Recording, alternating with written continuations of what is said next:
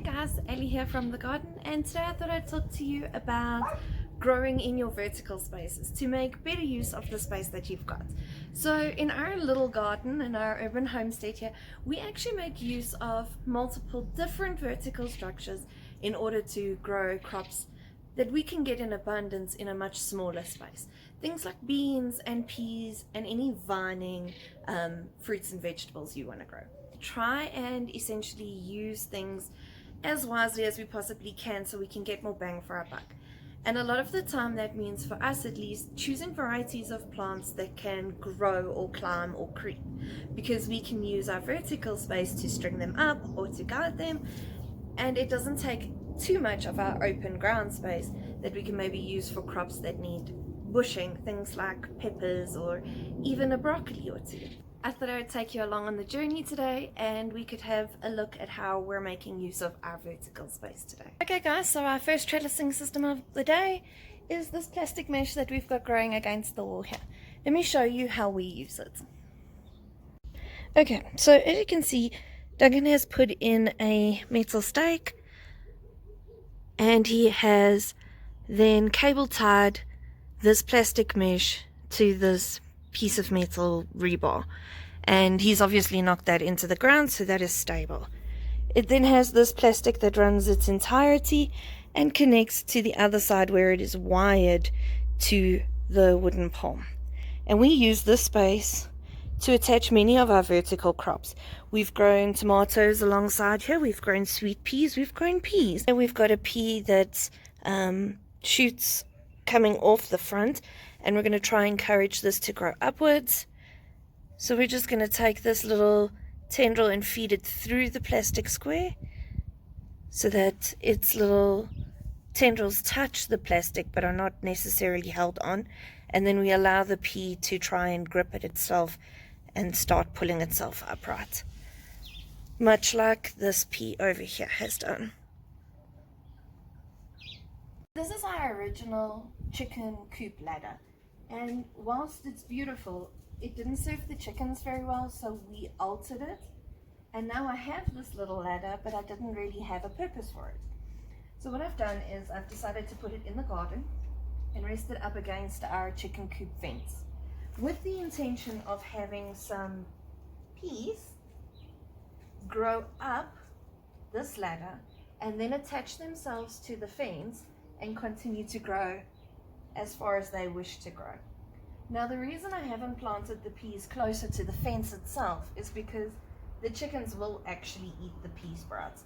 They have no shame. I'll show you what they did to my sweet peas just now. And we can hopefully avoid having them peck our plants and destroy them.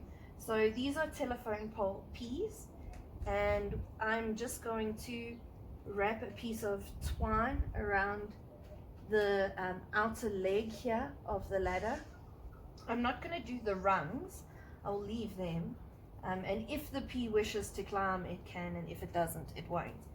They do tend to like to grip onto more natural fibers, which is why I'm using this twine, because it will give the peas something to hold onto. Here the ladder has been sanded and varnished, so it is quite smooth and there isn't really anything to grip onto. So today we're going to just quickly wrap our twine and encourage our little peas to hold on and get them going on their way.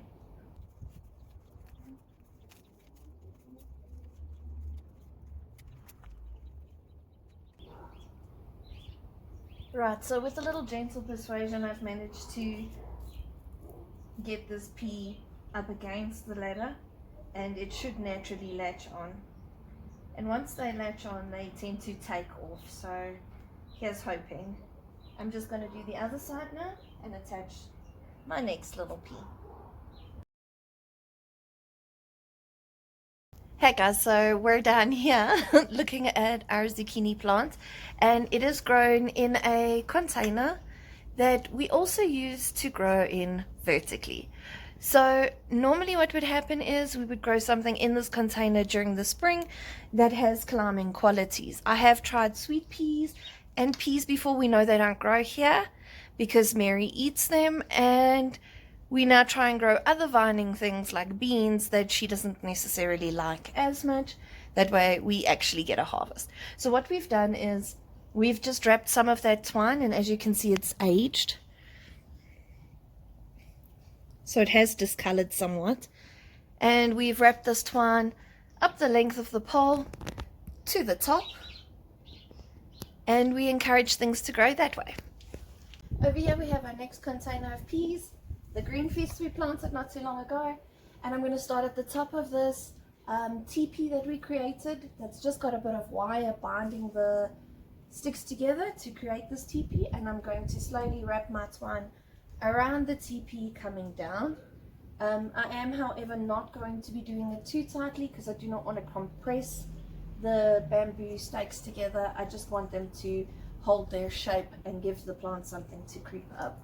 So I'm going to do that now.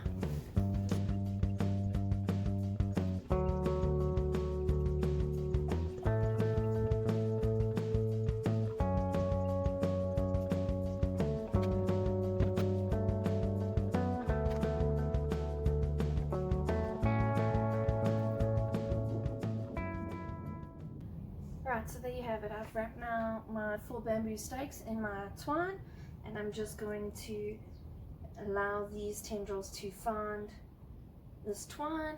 That one's a bit short. Okay, and hopefully with a little bit of luck this will be covered in peace in no time. And hopefully Mary doesn't find them. So this is my archway that Duncan built me. And it is made from what we had at the time to give me a little bit of extra growing space and a little bit of magic. So at the moment the only thing on this particular arch is fairy lights, and that's because my chickens can't leave well enough alone. I actually do have a container growing here that is planted out with sweet peas and basil, but because the chickens can fit their heads through here, they've come through and annihilated it. So we'll be planting something else. Maybe even pole beans this year when the summer comes around, up this arch in the hope of getting a crop out. Another vertical growing method we use in our garden is the string method to string up our tomatoes.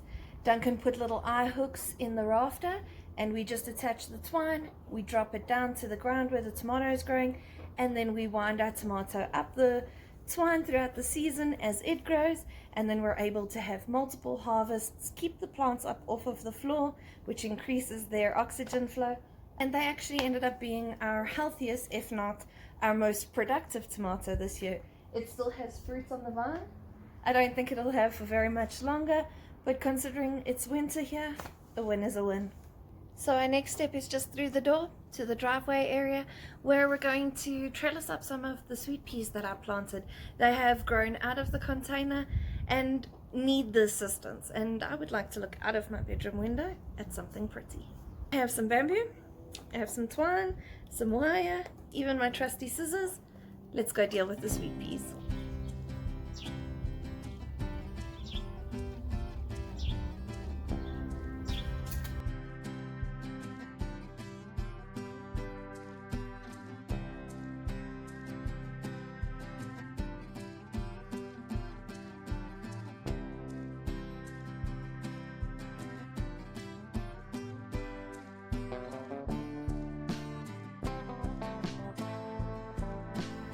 Right, so I've just finished building my 2 little trellises here.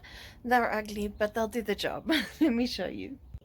So over here I have my first one, and I think it's just proof that people on Instagram and on Pinterest make things look easy. They're a lot harder. This is now an art installation. Over here, this one's a little bit better. I do like the way that it turned out. It's very pretty, but it took forever to do. We've got the 2 trellises using the things we had around the house, and now hopefully these sweet peas will be encouraged to grow up, and when I look out of the window I will get to see some beautiful sweet peas. Okay guys, and that brings us to the end of the video today. So definitely not a how-to by any means, but definitely how I did it today.